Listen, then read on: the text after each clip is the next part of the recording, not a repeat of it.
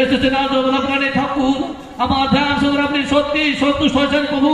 তাহলে আমাকে এমন দিন আমি যেন স্বর্গ মর্ত পাতাল এই ত্রিপুর মাঝেই আমি যেন হতে পারি চির